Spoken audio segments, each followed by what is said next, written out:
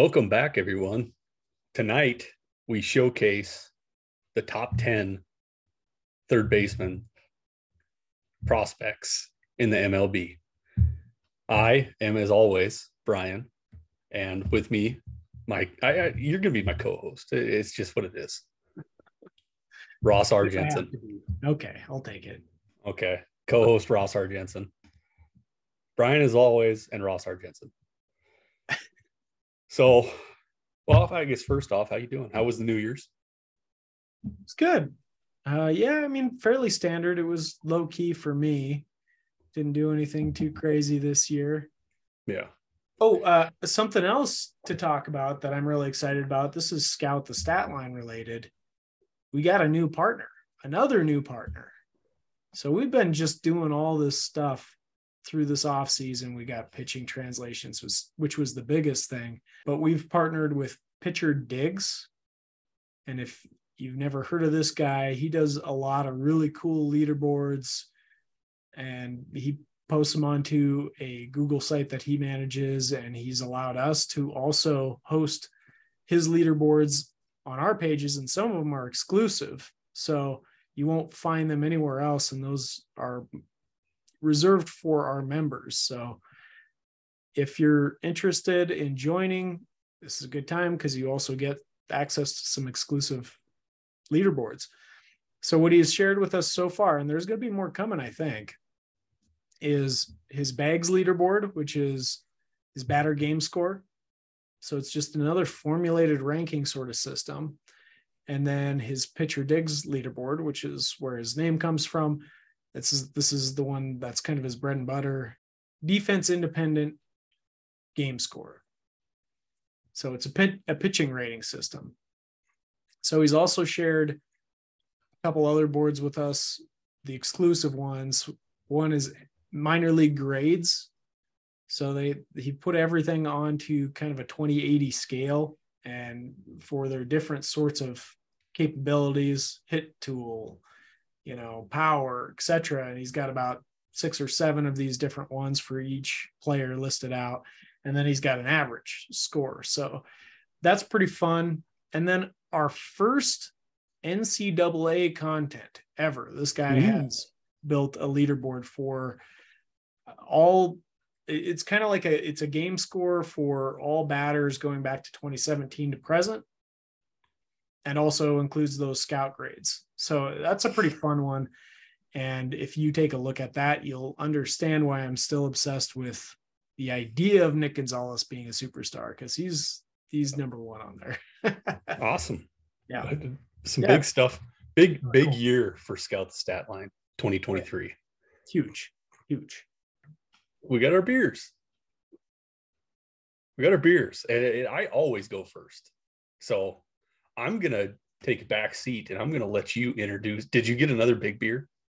I did not today. Did you? That's okay. No, I got a specialty. So I went to the store to pick out a beer, and I made a poor decision. I went to the wrong store. They had an okay selection, but it was not the place that has the great selection that I usually go to. And I was like, I don't really feel like that kind of beer. Was being a little selective for some reason, trying to look for something a little bit new. And I just really wasn't seeing anything new. And I ended up picking out a beer. And then after I got home, I was like, I am certain that I already did this beer on one of our pods. And I found out that I did it on our first pod. Because I went back and I looked, and I was like, it was probably the first one. I looked and watched it, and I was like, there it is. But I happen to have other beer that is unique, and we have not done on any of these pods. And this is the second time I'm doing a sockeye beer. Sockeye is kind of my go-to brewery around here in town. Big fan of their beers. This is called Stone's Throw. It's an Imperial Cold IPA. Stone's Throw. So it's a little stronger, 8.1% ABV. Probably on the maltier side, 45 IBUs. I'm going to give her a pour. It looks good. All right. Yeah, it's good. It's a good one. Yep. What? All right. What do you got, Brian?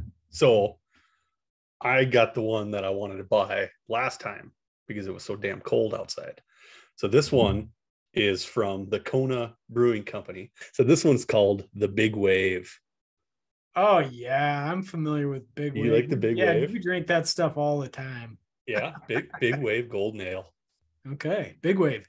Yeah, that's kind of a go-to for me and some of my friends here when we're drinking a lighter beer. Nice glass. Yeah, I like that. Little Day of the Dead and some Aloha.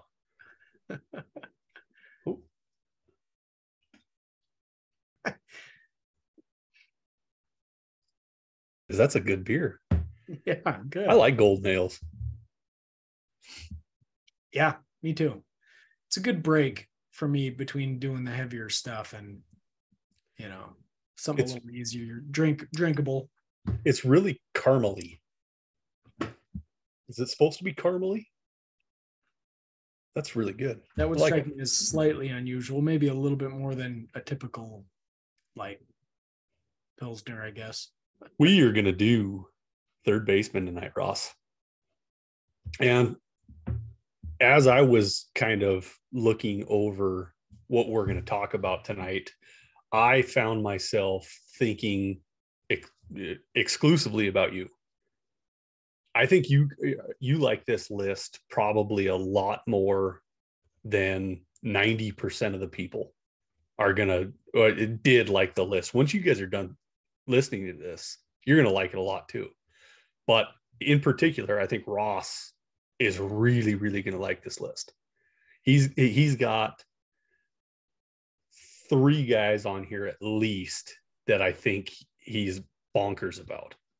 Am I wrong? No, you're right. There's 3 at least. I can think of the 3 off the top of my head that I think you're probably referring to. Yeah.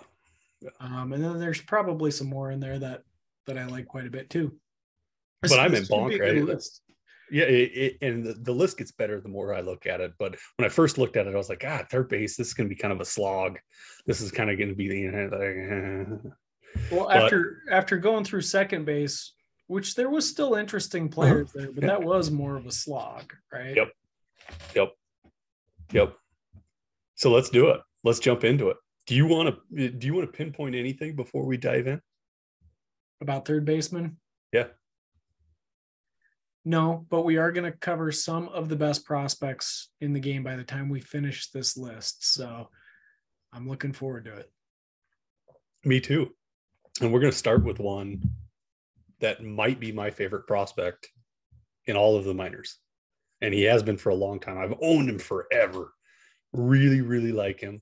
Coming in at number 10, Josh Jung with the Texas Rangers. He's 6'2", 214 pounds. He's already 24 years old. Without a few injuries, he would have already debuted right now. Ross, will you break down the stats for us? Absolutely. Josh Jung, hailing from Texas Tech. He spent 3 years there. He was drafted by the Rangers in the first round after a pretty awesome career with the 8th pick overall. So let me touch on his college career a little bit. I don't want to belabor it. After a decent debut where he batted .306 with a .453 slugging percentage, in 2018 and 2019, he really stepped up his game. Both of those seasons, he had an OPS over 1,100, so he was really crushing the ball. He walked more than he struck out both of those years. As a sophomore, he hit 12 home runs with a .392 batting average, notable, and a .491 OBP and a .639 slugging percentage. And his final year with Texas Tech, he hit .343 with a .474 OBP and a .636 slugging percentage. So the batting average was down a little bit. Over the fence power was up a little bit as he hit more home runs and fewer plate appearances. So he joined the Rangers in 2019 after being selected with that 8th pick that I mentioned. And right away, they stuck him into rookie level for a small period of time, boosted him up to single A. And he had a pretty decent debut. Overall in the season, he had 316 with a 389 OBP and a 443 slugging percentage. Only 174 or 198 plate appearances, So it was not a huge sample that first year, but it was a good start. So after the lost COVID season, 2021, he played most of the season in the high minors, and he really elevated his game after that year off. Overall in the season, he hit 326 with a 398 OBP and a 592 slugging percentage. So almost 1,000 OPS, 19 home runs on the season. And that was coming in 342 plate appearances. So really, really solid season, really split between AA and AAA. That's what you want to see, a guy that's doing that well in the high minors. This season, he missed most of the year, but when he did come back in the minor leagues, he spent some time in the major leagues as well. He didn't quite replicate those great numbers that we saw last year. He still performed pretty well. He had a 273 this is at AAA. He had a 273 batting average, a 321 OBP, so still kind of getting into the swing of things, and a 525 slugging percentage. One thing to note about this year, his plate discipline was awful. It was awful. I'm going to chalk most of that up to injury and kind of shaking off the rust, because he didn't look like he had pretty decent plate approach prior to that. Not great, but I think this year the strikeouts were up and the walks were down, and he was probably over swinging a little bit. Yeah. Shaking off some rust. So my biggest thing, and it reverts back to 2021, but Josh Jung is not a fast guy. He's not going to be blowing doors off by any means, but he hit 22 doubles. And that tells me he hits the ball freaking hard. And whether it's just really good placement, I don't know. I don't know that for certain, but 19 home runs and 22 doubles. I think he puts it in the right position, but then it's hit hard, and he's able to turn a single into a double just because of how hard he hits the ball. Josh Jung is easily one of my favorite prospects, and he's going to start for the Rangers at third base. You think he's going to be their opening day? Yep. Third baseman. Yep, no doubt in my mind. I could see that. Absolutely. I also think he's going to win Rookie of the Year. That's a bold prediction, man. Hot takes. We got them. Scout the Statlines podcast. We got hot takes all day. Hot takes all day. I don't know that I am quite that bullish, but I do think he could have a very good debut. Well, technically this last year was his debut and it was not that good, but I think he could have a pretty solid season this year. He's still rookie eligible. So we'll see how that shakes out. I think he projects pretty well on Scout the Statline. They're picking up a little bit on that strikeout rate in their peak projections. He's going to have to tame that a little bit. And it's been, exacerbated at the major league level. So he's going to want to keep an eye on that. That's Josh Jung, fellas. Josh Jung. He's going to be great. I'm sorry. I'm just massively bullish on him. I get butterflies.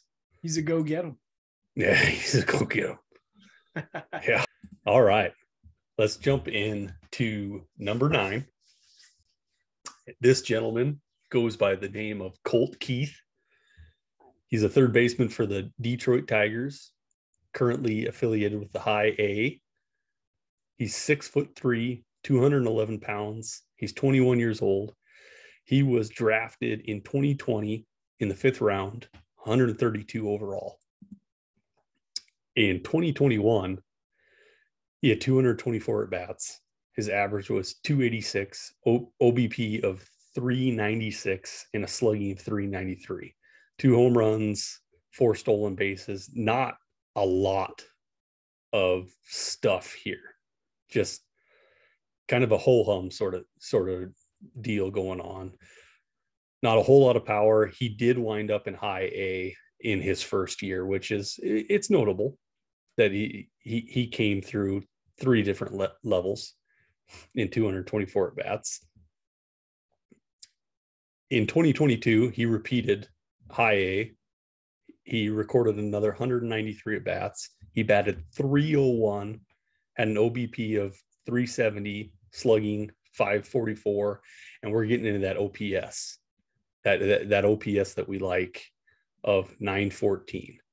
So anything above 9 is notable. We want to start getting excited and figure out what's going on. You get over 1, and then we get really excited. But he did add 9 home runs, 3 triples, 14 doubles, and 4 stolen bases. I have to admit, and this is shameful to me because I am a Detroit Tigers fan, I didn't know who Colt Keith was. What do you got on Colt Keith? Well, he's an interesting one because he has been getting some hype this offseason, and I'm sort of with you. I'm not like, I don't know that I'm seeing that quite as much as other people are. I think he had a pretty solid season. Mm-hmm. I do want to highlight he played in the Arizona Fall League this year, and there he did really well. And maybe this is where part of some of that hype is coming from, but he had 344 with a 463 OBP and a 541 slugging percentage in 80 plate appearances. And he walked as much as he struck out. That's a pretty good Arizona Fall League showing right there. Against top prospects. Against some top talent. So that could be a big part of where the hype is coming from. Scout the Statline is seeing him above Josh Jung. I wouldn't place it like that personally. I think Jung has a little more of a exciting potential in front of him than I see from Colt Keith. But Colt Keith looks like a fairly steady performer. Yeah. Maybe that's what we're going to get from him. So I am saying for Colt Keith, open your eyes, start watching him. I have no idea what he is. Right? Because that's what I'm going to do. I'm going to put him on my watch list, and I'm going to see what he does during the season. And if he gets a little bit hot, maybe I'm going to go get some shares. Yeah, he doesn't strike out a lot for a young guy in high A. It's a solid. He doesn't walk a ton either, but it's not bad. His plate approach is a little better than Josh Jung, and I think that's probably why he's ranked above him. But the power potential seems a little bit lower. STS gives him a 60 for his hit tool compared to Jung, who had a 50. 50 for power compared to Jung, who had a 60. And then they're both slow. So yeah. Low average speed. We're gonna see a few slow guys here. Slow guys in the hot corner. They're there for a reason. That's right. Colt Keith. All right. Going to jump into number 8. Eddinson Paulino. And he's a 20-year-old out of the Dominican Republic. In 2019, what Eddinson did, he had 108 bats in the rookie at the DSL level, and he batted 287 with a 394 OBP and slugged 380. No home runs. He did have 2 stolen bases. He was caught 6 times, 3 triple baggers, which is notable. So not a whole lot to talk about there. In the DSL, we do want to see eye-popping stuff. We want to see craziness, 380s, and just to, get us excited because they are against a competition that is lesser than what we want them to play in the States. Am I wrong on that? I just think it's very unpredictable. Yeah. That's kind of how I view it. Yeah.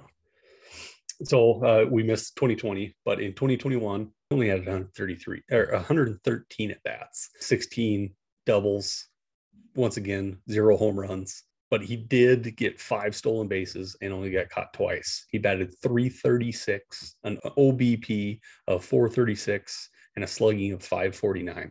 So the OPS is at .985, which is starting to get to that zone that gets people excited. 2022, 463 at bats. So now we have something to bite into. We have some stats that are meaningful that we can really go off of. He did hit 13 home runs, which is first of his career. Massively. Yeah, 0 coming into this season. He hit 13, so that's pretty good improvement. Yeah. And 27 stolen bases with an average of 266, OBP 359, and slugged 469. So OPS dropped a little bit down to 828, but we've seen his power numbers kind of come into play. 35 doubles, 10 triples, which I think is really notable. 10 triples is a lot. Yeah. I don't care how many at-bats you have. What do you got on Eddinson? Well, he had a lot of doubles in 2021. Mm-hmm. I mean, 16 doubles in 133 plate appearances. That's the only thing you can really point to explain that slugging percentage. Using those wheels, he's got speed. He's got some. His scout grade equivalencies for STS are not great. If you look at it from, they're not great if you look at it from the perspective of a 50 is supposed to be major league average, and he grades out at 45 for hit tool, slightly below average, and then 50 for power and run. But yet somehow that's enough to bump him above those last two guys that we talked about. I think a lot of that has to do with that speed, and he's a pretty solid on base guy, pretty decent plate approach, it seems. He's clearly growing into power, very promising sign. You look at a guy that is that small and lean, and he had 0 career home runs coming into this year, and he hit 13. That's a pretty good improvement. Yeah. You know who else was kind of like that early in their career? Mookie Betts. And this guy's in the major leagues hitting 30 home runs a year. So somebody, I'm not saying he's Mookie Betts, but somebody like this is the kind of guy that can turn into that type of player. So his scout grade equivalencies are fairly average, but he draws a fairly favorable historical comp to Brian Jordan. Does that name ring a bell to you? It should. So I looked at the name and I was like, I don't recall this Brian Jordan guy. And then I saw his picture and I was like, I definitely remember that guy. Okay. So he had a pretty long career with the Cardinals and the Braves. Most of his career was with the Cardinals and the Braves. And he hit for pretty decent power and he stole some bases. He wasn't a guy that was putting up huge flashy numbers, pretty solid batting averages in many years. This guy played for 15 years and he accumulated almost 33 career wins above replacement. That's pretty good career. Yeah. I can think of, 10,000 people that would love that. I mean, there's probably only a few hundred in the history of the major leagues that have done better than that. So I meant 10,000 just in like the minors or in the majors. Sure. Yeah. Rafael Devers signed for 11 years, $331 million at third base. Yeah. It's a fair point. Like he's got that fairly locked down for now, but he's also a big guy. He may eventually move across the diamond. They got some other talent coming up at first base too. It's hard to say. And Paulino himself, maybe he's not a third baseman. He's played all over the place too. Yep. So he's played a little bit in the outfield. He's played second base quite a bit. We could have probably put him at second base rankings and really beefed up those rankings just by putting him over there. But I mean, he could be all over the map. He's going to have the capability to be a utility type of guy. He played a lot at shortstop too. Yeah. So. Yep. There he is, Eddinson Paulino. All right, we're cruising along. We're cruising along tonight. I like it. Good conversation. Good beers. We have Junior Caminero. Junior Caminero, a 19-year-old out of the Dominican Republic. What do you got on Junior? So this is actually one of my favorite prospects for 2023. I'm really excited about this guy. And mostly this crept up late in the season for me last year. So let me walk through his statistical performances. Junior Caminero came into the league in 2021. He's out of the Dominican Republic. And as a 17-year-old in the DSL, again, I'm not putting too much emphasis on these kind of numbers, but he did hit 295 with a 380 OBP and a 534 slugging percentage. So that's a pretty solid debut for a 17-year-old in the DSL. This year, and as the season progressed, I became more interested. And as I dug into it a little deeper, I became more interested. He played at two levels. This is an 18-year-old, and he's now 19, played the season primarily as an 18-year-old. Across rookie level and single A, almost split time there, a little bit more at the rookie level.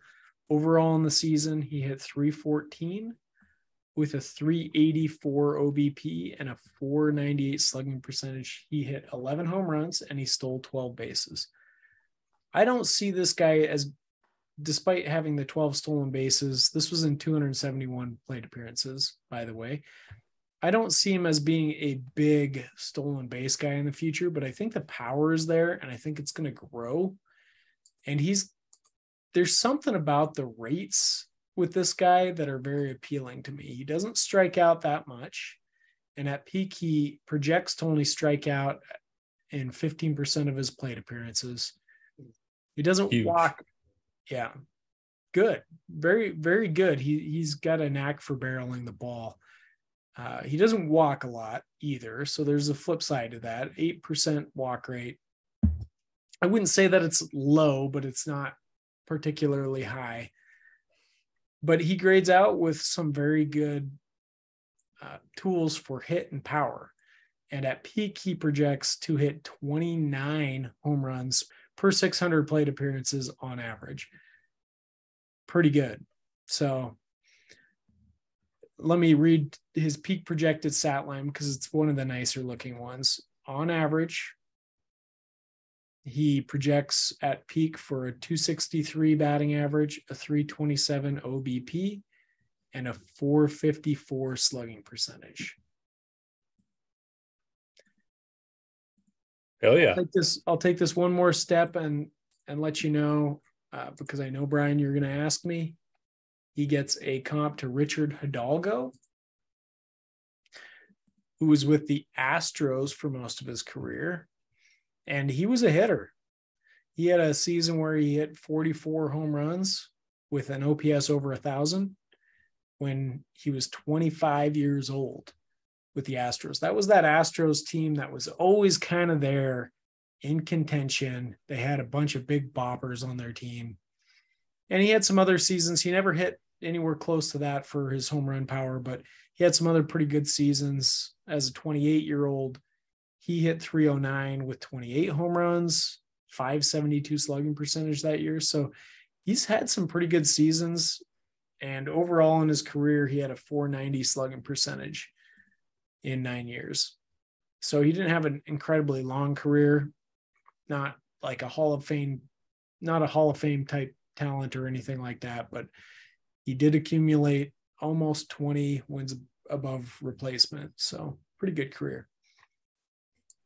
One thing I want to point out for Junior, and not quite about him, but about his affiliations in pro ball, is he was signed by the Cleveland Guardians, which I'm starting to understand that the Guardians are really good at scouting their players.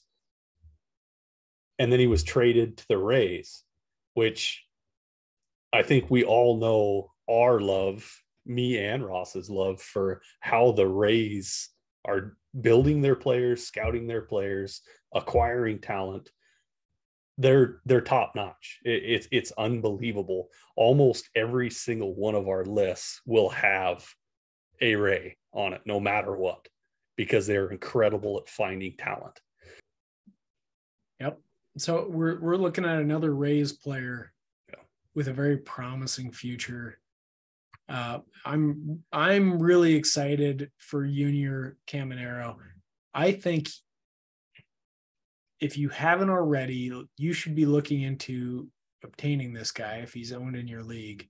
If he's not, you should be looking at adding him or drafting him, whatever it may be.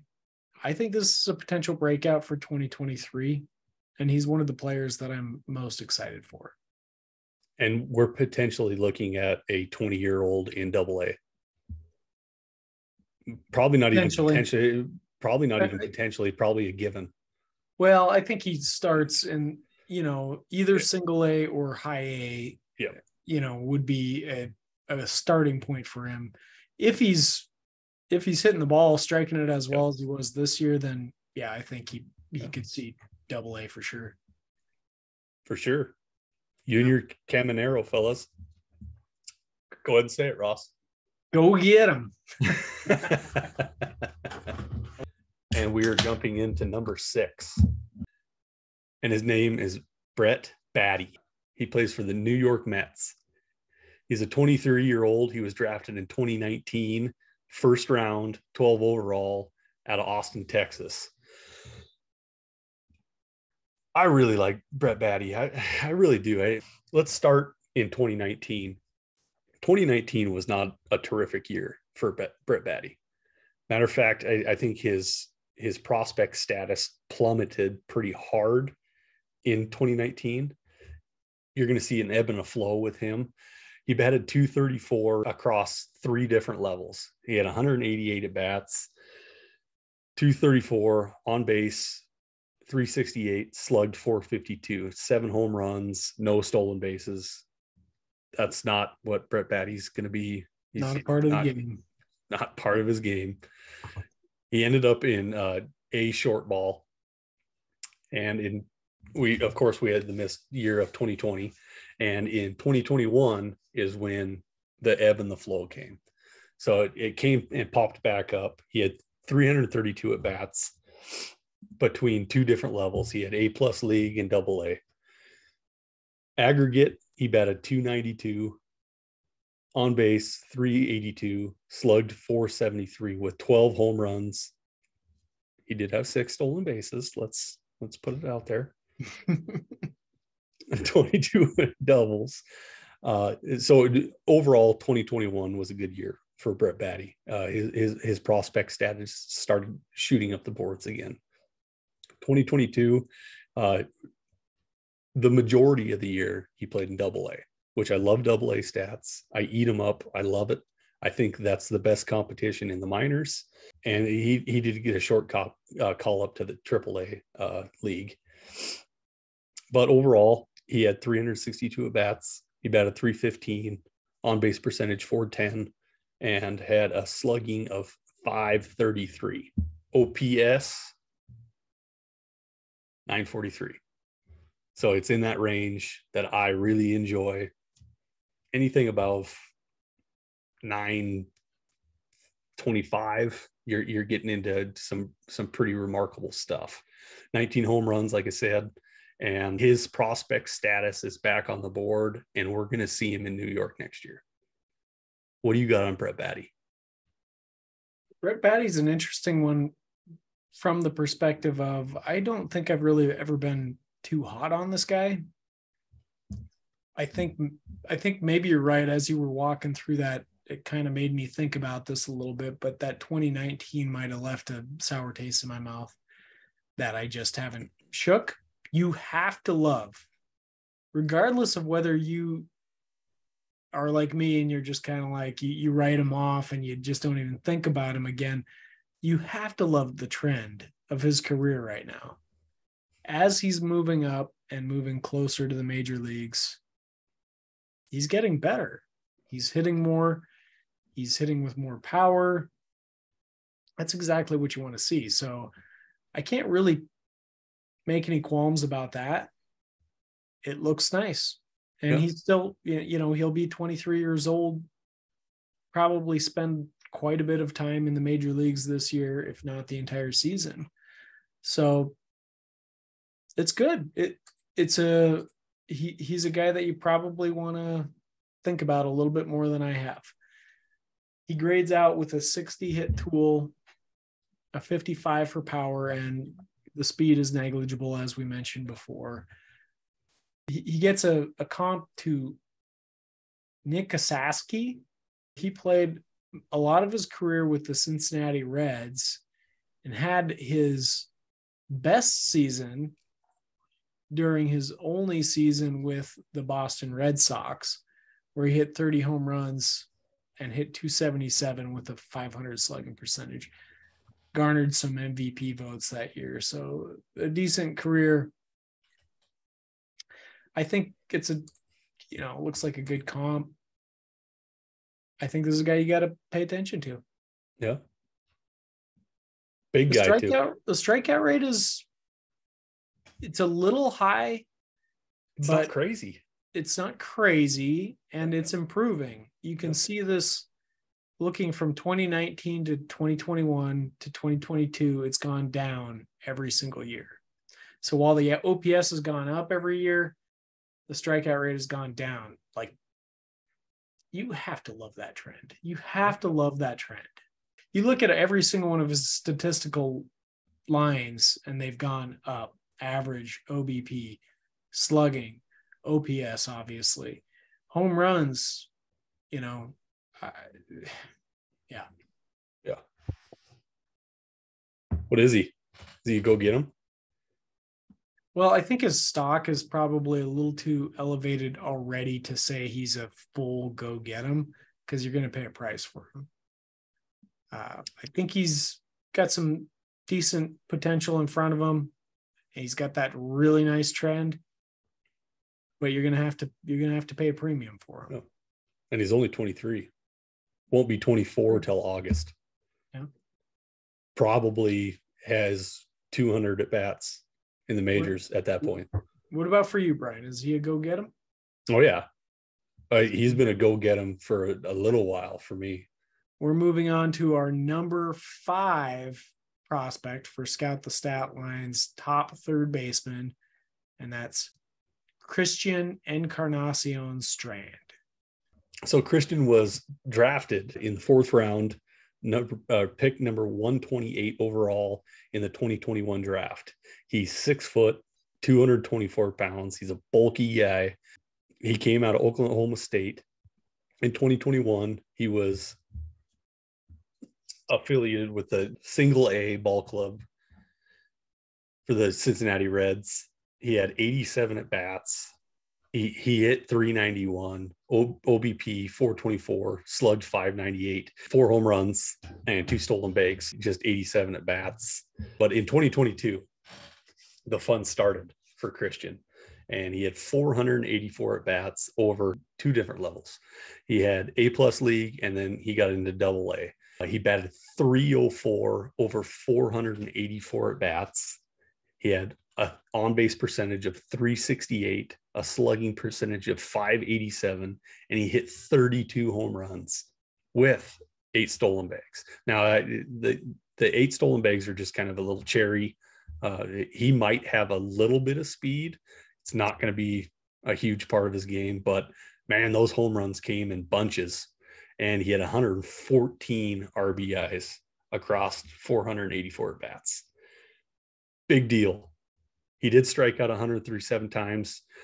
Little bit of concern there. It's getting into that realm of calm it down, bud.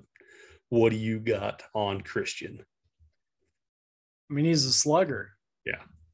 For starters, I want to give a little bit of love to one industry folk on this one. Drew Wheeler. I read an article that he wrote at the beginning of last season, and he called out Christian Encarnacion-Strand. And I still was kind of like, I'm not sure about this guy quite yet.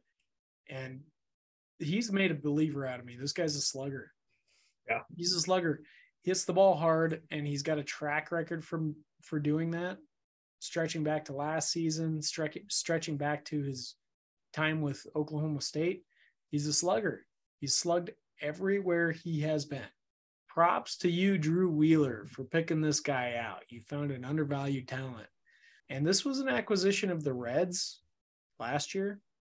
And I want to point this out because the Reds are finally giving me something to be excited about. Those of you that don't know, I'm a Cincinnati Reds fan. So they're finally, for the first time in my adult life, I feel like they're finally stocking up on some young talent. And I'm actually interested in these guys that are coming up.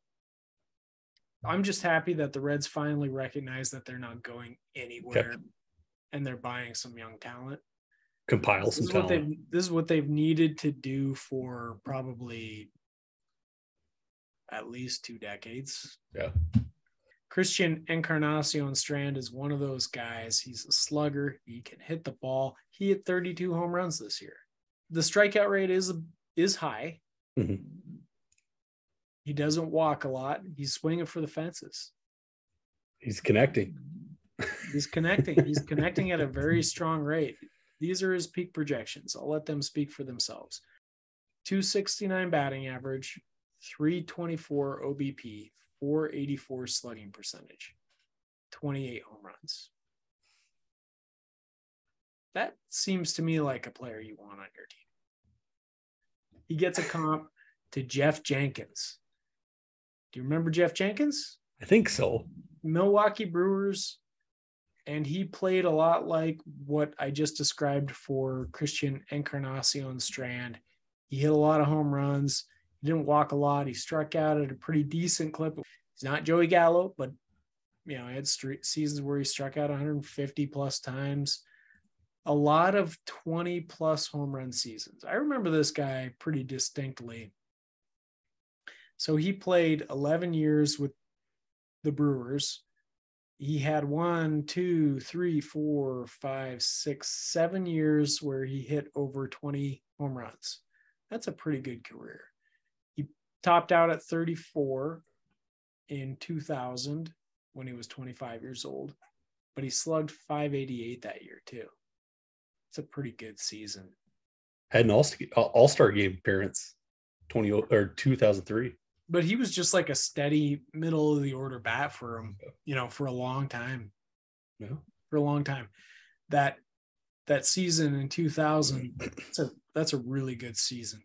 The slash line was 303 batting average, 360 OBP, 588 slugging percentage. That sounds a lot like what we're seeing from Christian Encarnacion-Strand right now. Hey, by the way, I'm available if you want to hire me as your GM. Cincinnati Reds. I can. I'm just saying, I know how this works. I've built some fantasy baseball dynasties that have been pretty successful. So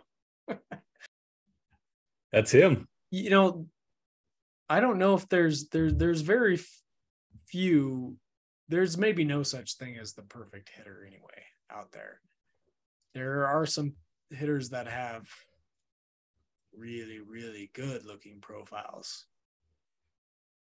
And then there are some that it's like they're effective. Doesn't need to be perfect. It's fine. They're effective. I wrote about one that's damn near perfect today. Was it Wander Franco? It certainly was. No kidding. Yes. Yeah. Good name drop. I can't believe you pulled that out of your hat. If you're gonna point me to a profile that I think is practically perfect, it's gonna be his. So yeah, counting stats aren't there yet, but man, all right. Now we're getting in to the point now. We're at top 4 third baseman in the major league prospect level that I think Ross is going to get really excited for. 3 of these 4, I know he's really excited for. The 4th, I think everybody should be excited for. And we'll get into him in a little bit. But first, let's jump in to Mr. Curtis Mead. Ross has had a lot to say about Curtis Mead in probably a year and a half, 2 years, somewhere in that range. Curtis Mead, he's 6'2", 171 pounds. He's 22 years old. He was born in Australia. Did you know that, Ross? Yep. Okay. Of course you did. Hey, mate. Of course I knew that. Mr. Ross Jensen, I want you to break down Curtis Mead's stat because I know you like him. And I know you like him a lot. So Curtis Mead has had an interesting career. He played baseball in Australia. That's how I know he's from there. From a wee age, at 16, he started his career playing baseball in Australia. He came over stateside in 2021.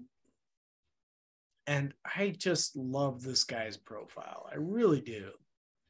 This guy strikes me as just a pure hitter. So he started, I'm going to walk through it. In 2021, as a 20-year-old, he came into the league, was placed in single A as a Ray. Again, the Rays doing great stuff. And he hit 356 with a 586 slugging percentage. Earned himself a promotion. There, he met some stiffer competition. The batting average dropped a little bit. He had 282 there. He still slugged 466. Speed is not a huge part of this guy's game. Like I said, he's just a pure hitter. And then the Rays were impressed enough to get him a very small taste at the end of the season at Triple-A. From high A, he was bumped up to Triple-A. You don't see that very often. And I was making this rallying cry at the end of 2021, and this was maybe a little premature, but I was like, you know who else did something like that? Albert Pujols. And then he was in the major leagues, and he was crushing it the next season. So it didn't quite go that way, but he did really well in AAA in a small taste that he got there. And overall in that season, he hit 321 and slugged 533. He's not a huge OBP guy, but he doesn't strike out very much either. So this is another one of those guys that's barreling the ball. He hit 15 home runs that season as well and stole 11 bases. 38 doubles. 38 doubles. That is notable. Yeah. So fast forward to this year, he spent his entire season in the high minors between AA and AAA, most of the season at AA. There he hit 305 and he slugged 548. When he was moved up to AAA, results again dropped a little bit like they did when he made that transition from single A to high A, but still pretty solid, 278 batting average and a 486 slugging percentage. He missed the rest of the season with an injury, and I'm really bummed about that because I think his trend was straight up, and I think he could have seen the major leagues if not for that injury. The question mark when it comes to Christian Mead is really about his defense. I don't really know where they're going to play him, and with the Rays, that's a big consideration. You know, you gotta be able to play D in their schema. So we'll see what happens. Maybe long-term, he could be a first baseman. He could play third base. He could go all over like everybody else, but he's got to be competent enough to be getting that regular playing time, or else he's going to find his way to like DH or something like that. I think they'll probably maneuver him around to different positions. They're trying to give him a taste at a lot of different places. We probably could have ranked him at other places as well, though he did spend most of his time in 2022 as a third baseman. I do want to highlight this. There was a reason that I brought up the 38 doubles in 2021. He hit another 27 in 2022. In 262 hits that he had 77 doubles. You turn 10 of those into home runs. And we're talking about a slugging percentage that is off the charts. Yeah. Well, and I've heard this guy has baseball roots. His dad was a pretty successful baseball player in Australia. His comp is Eric Hosmer, who I think this is actually a really solid comp for Curtis Mead. If you look at Eric Hosmer's career, I mean, I could see Curtis Mead having a career like this. But the interesting thing is Eric Hosmer came in with really high expectations. Before he got called up, this was Eric Hosmer's 2 minor league seasons before he got called up. And I'm going to continue beating this drum because I want everybody to have this perspective. In 2010, Eric Hosmer at high A and double A as a 20-year-old hit .338 and slugged .571. That's really good. And then in triple A as a 21-year-old, before he got called up into the major leagues, he hit .439. He was hitting .439 in 118 plate appearances with an OPS over 1,100. So he was just killing it. So he came into the major leagues with very high expectations, and he hasn't met those expectations. He was never that player. But during his peak seasons, he's a guy that was hitting between 270, 320, 270 and 320 with 25 home runs. That's pretty good. You know? At first, I hated the comp. Now that I look up Hosmer's numbers, it makes a lot of sense. Hosmer hit a lot of doubles. Like a lot of doubles. Yeah. And his home runs are a little bit higher than I thought they were. I don't recall him hitting 25 home runs in 2016 and 2017. Isn't it interesting to reflect on these guys' careers? Because we pull out some of these comps and I'm like, I just remember that guy sucking, you know, and then I look at it and it's like, he didn't suck, you know. No, Hosmer was a fine player. Yeah. My perspective is what sucked. Yeah. Expectation, reality versus what actually happens is where that, I guess, that feeling that they suck comes. Yeah. You know, if your expectations are like way high and they come in here, then it's a disappointment. Everybody should reset their mindset and think about this as logically as you can. If you have that kind of a career, it looks pretty good. And that's fantasy helpful too.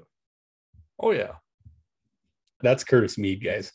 Man, Hosmer had a great rookie year. That's a great comp. I hated the comp as soon as you said it, and then I look at it, and it's really, really good. We are in the top 3 already. Number 3, we are going to dive into a prospect that I believe is one of the most slept on prospects. I've seen him dropped in leagues and nobody even thinks about picking him up. And he goes by the name of Miguel Vargas. He's 23 years old. It seems like he's been around forever. He's 23 years old. And he's with the Los Angeles Dodgers. He's out of Cuba.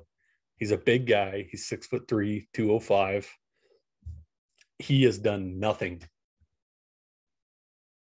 but hit the ball, and nobody pays attention. Nobody. Ross, break it down. Oh, he's getting some prospect notoriety these days. Yeah.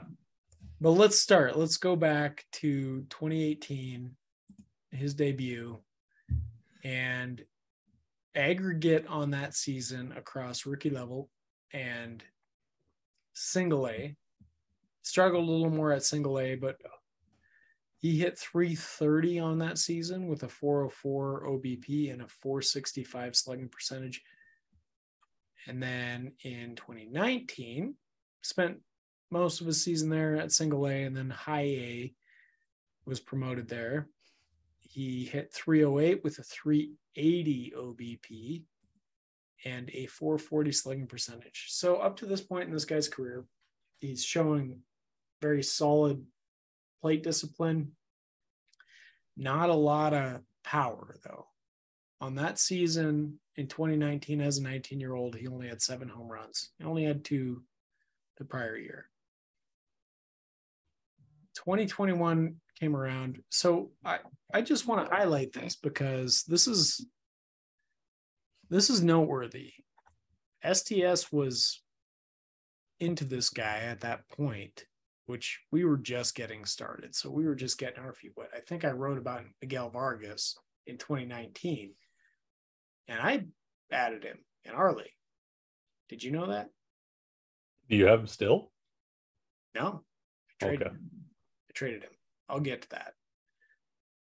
But yeah, I mean, STS picked up on this guy. I was on this guy. I added him that season. 2021 came around, and he was moved between high A and double A, so he's still working his way up.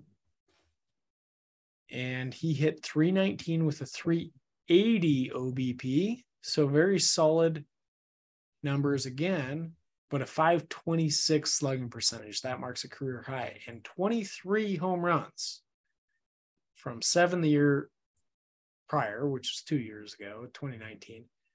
So he really increased his home run production there. I want to put this into perspective.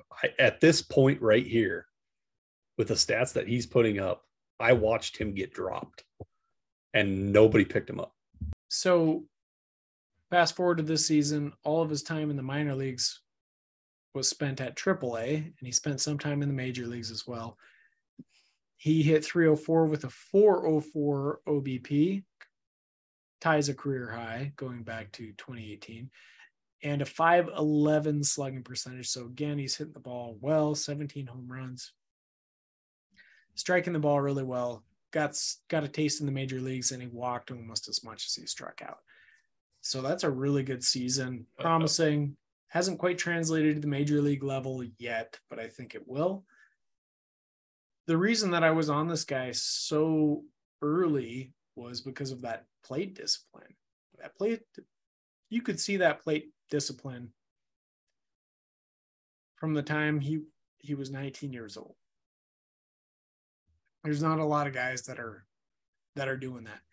And you could see that although he did not have a lot of over the fence power, that it was there. So again, look at the doubles, 38 doubles, only 7 home runs. Now, the flip side of that is there's just something about this guy's profile that is like, while it's all super good, it like none of it pops to me. There's no popping. It's just, for a very good prospect, it's just good across the board. Nothing that I'm like, he's got massive power, or this guy is an on-base machine. And I think for that, he is. But for that reason, and probably that reason alone, I was like, that's why I was ready to move on from it. You know? Yeah. I don't understand why this profile hasn't completely exploded onto everybody's scene. It doesn't make any, just the batting average alone. I mean, he's a career 313 hitter in 1,600 at bats and gets on base at 390. Again, as I was saying, I'm not so sure that I see anything that pops. Like, I don't know about an MVP in there, but like, you got a steady producer for a long time. And it's clear because he's done this over a very long sample in the minor leagues that he's got that capability. So I think he is a perfect fill-in and a perfect replacement for Justin Turner. Yeah. So he probably get 200 at bats in the major leagues this year, have decent stats. And in 2024, Miguel Vargas will be your starting third baseman for the Dodgers. I do think that his value is not so astronomical that you can't go get him. And I think you should. I think he's a go get him. All right, ladies and gentlemen, we are at our top two. And top two for third baseman. Matter of fact, for any position, these two are really, really good. And I know Ross is really excited for the first one that we're going to talk about, number 2, and for number 1 overall. I've listened to him talk glowingly about each one of them. So let's jump into it. And coming in at number 2 is Mr. Gunnar Henderson. He's 6'2", 210 pounds. He's 21 years old.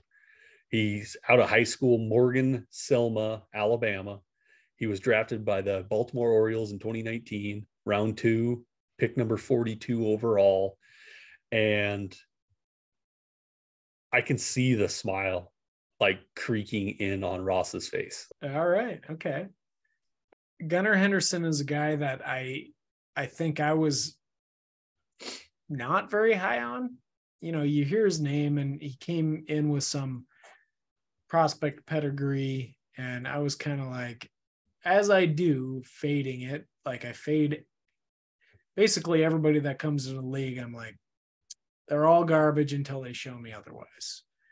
And Gunnar Henderson was kind of in that quadrant where people were like, he looks kind of interesting. And it's like, nope, not interested. Well, he totally changed the hearts and minds of a lot of people this year, and I'm one of them.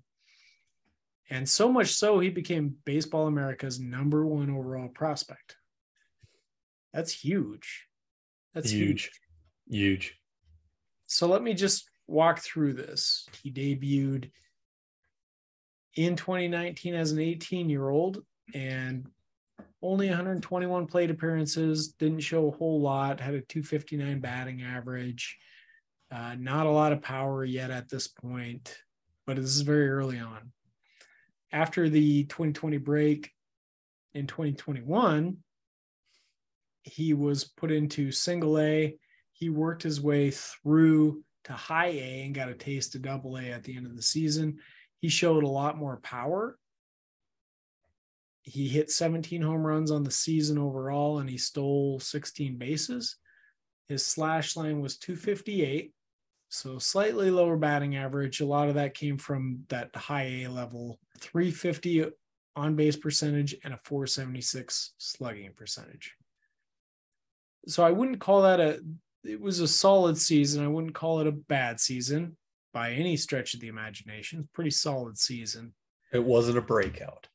But the problem is he struck out 143 times in 463 plate appearances. That's a high strikeout rate. Yeah. And if you show me a prospect like that, I'm immediately going to be a little skeptical. Overall in the season, that was a 31% strikeout rate. Way too high. It's pretty high. Pretty high. So while other people were interested in him because he was showing a little bit of power and a little bit of speed, I was not buying that. For somebody that isn't destroying the ball 31% cannot happen. I mean, 17 home runs is good, but if you're not striking destroying out it. 31% of the time, Yep. I want to see like 30 home runs at that point. You know? Exactly. So things changed come 2022 pretty dramatically, and it was obvious to see this very early on. So while I said on the season he struck out 31% of the time in 2021, in Double-A, where he started, he cut that down to 18%. And you could immediately see the difference that made for him.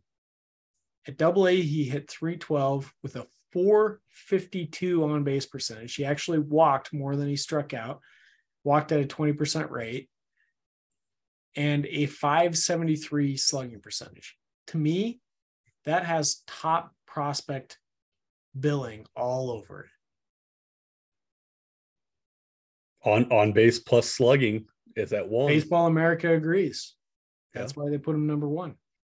That's a massive deal at basically his first taste at Double-A. I don't want to count the 15 at bats that he had in 2021, but 2022 was basically his first taste at Double-A. So he was promoted to Triple-A. Again, we're talking about a 21-year-old, so he's still pretty young for that level. Moved up to Triple-A. The numbers didn't quite hold up as strongly as they did at Double-A. I think this is more small sample variance in his season, if anything. But he struck out a little bit more, 26%, still an improvement on last season. He hit 288 there with 390 OBP and a 504 slugging percentage. So he just mashed all season long, hit with power, stole a lot of bases. He got a cup of coffee at the end of the season. And there he did a lot of the same. He hit 4 home runs. He hit 259 with a 348 OBP and a 440 slugging percentage. Pretty good debut. And he's pretty close to no longer being prospect eligible. So, but that was great season by Gunnar Henderson. I'm not going to go so far as to put him as the number 1 prospect, but this guy is damn good. And I was trying really hard to get him. I love the makeup of the Orioles right now. I think the Orioles are going to have a really fun team. A team that Baltimore can get excited about for the first time in a really long time with Rutschman, Henderson, Mullins. I mean, you got some really, really fun players, and then some more guys coming up through the league. So Gunnar Henderson, Rutschman, lots of hopes there, and I'm excited to watch it. It's going to be I good. agree. Yeah. The Orioles look very interesting. Yeah. It's going to be fun. Number 1, Mr. Jordan Walker. And he is 6'5", 220 pounds. He's only 20 years old.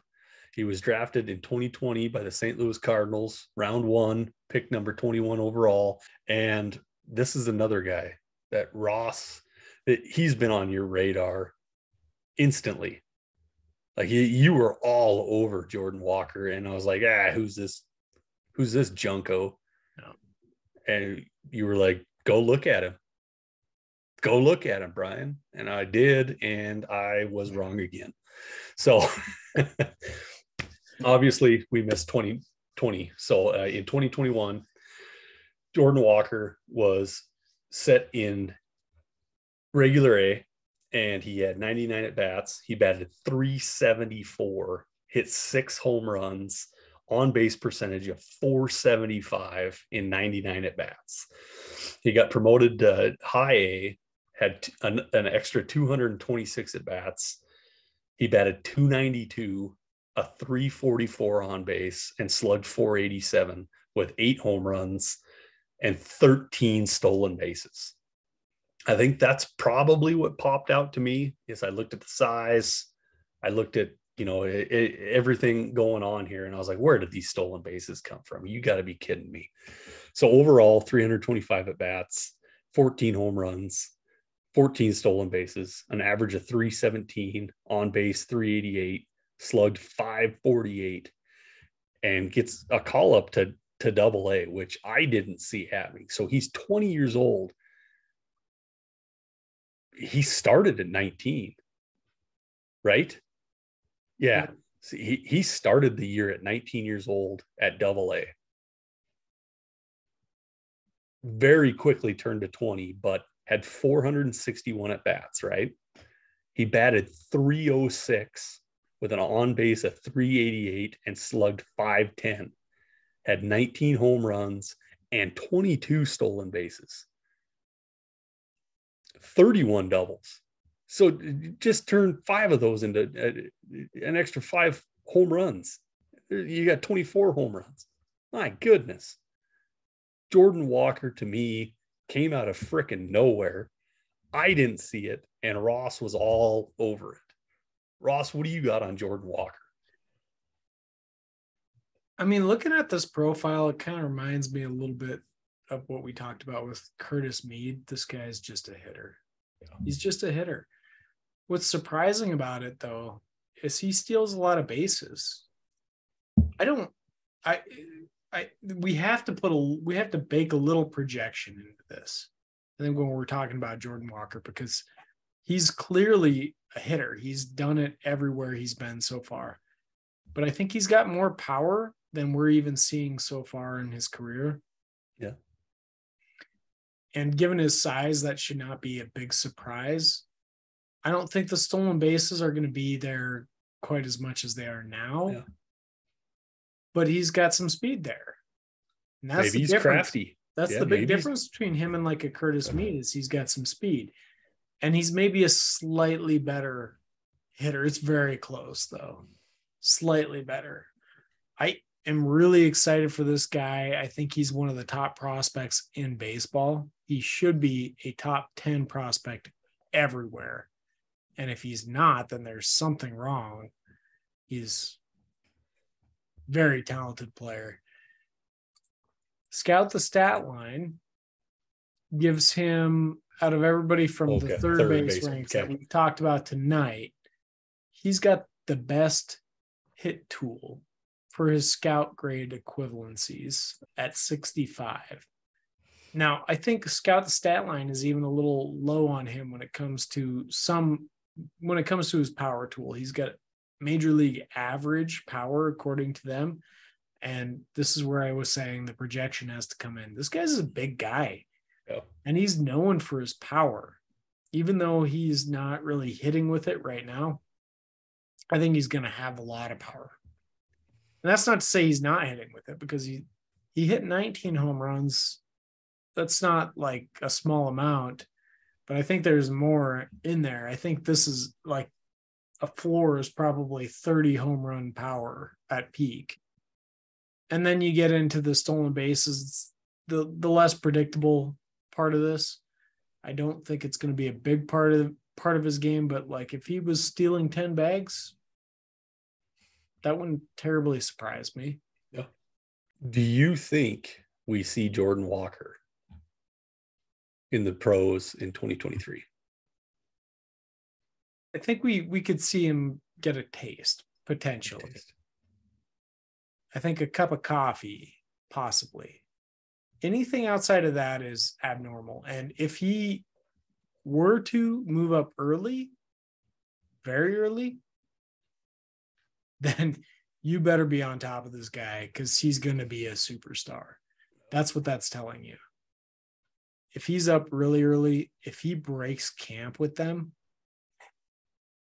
you throw everything you have at trying to get this guy, minus your superstars that you already got, if you have any. You throw everything to get this guy, because he's going to have a huge career if that happens. So that's big news. If he breaks camp. If he breaks camp, yes. Like, you have to have him. You have to have him. If he breaks camp, does he win Rookie of the Year? Yes. If he breaks camp, it means that they're seeing something very special here. If he's called up very early, I would say probably the same situation for you. You better go get him. If it's later on in the year, okay, you can cool your jets a little bit, you know. You don't have to be so hot on the trail. But I think he could see a taste at the end of the season. In a normal trajectory, he could see a taste, or else we'd be looking at 2024. Scout the Statline says he's going to be up next year. So, any concerns in the profile?